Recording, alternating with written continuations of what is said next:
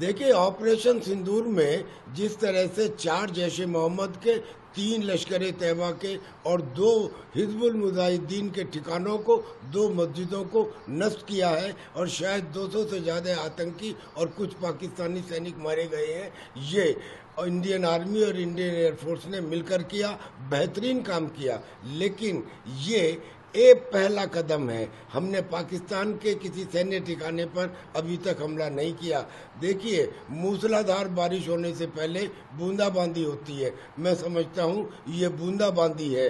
मोदी जी ने कहा था कि धरती के इस कोने से उस कोने तक आतंकियों के आकाओं को, पर्दे के पीछे रहने वाले और सपोर्ट करने वालों को भी मट्टी में मिला दिया जाएगा। लिहाजा वो फेज अभी बाकी है और सिचुएशन हमने क्रिएट कर दी है। अगर पाकिस्तान ने जवाब दिया तो चूंकि हमारे यहाँ आतंकी अड्डे तो है नहीं, लिहाजा उसके रिटेलिएशन में हमको पाकिस्तान के ऊपर पूर्ण एक्शन लेने का स्वतंत्रता मिल जाएगी।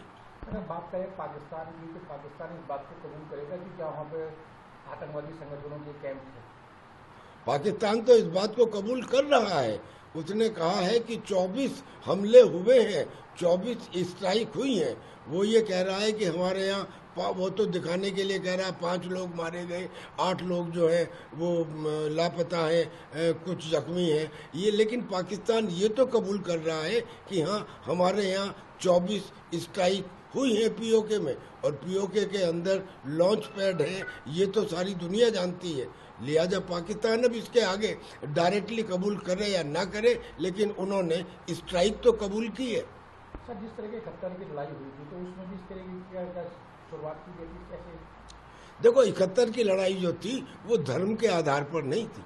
71 की लड़ाई एक डिफरेंट इशू था, वो बांग्लादेश से कनेक्टेड थी और उसमें ईस्टर्न फ्रंट और वेस्टर्न फ्रंट दोनों पर लड़ना आवश्यक था। तो वो धर्म के आधार पर लड़ाई नहीं थी। मगर ये जो है, जिन्होंने पहलगाम में धर्म पूछ कर लोगों को मारा और उनका सिंदूर उजाड़ा, उस सिंदूर की वजह से इसका नाम ऑपरेशन सिंदूर रखा गया और माकूल जवाब दे दिया गया। वीके न्यूज़, राष्ट्र के नाम।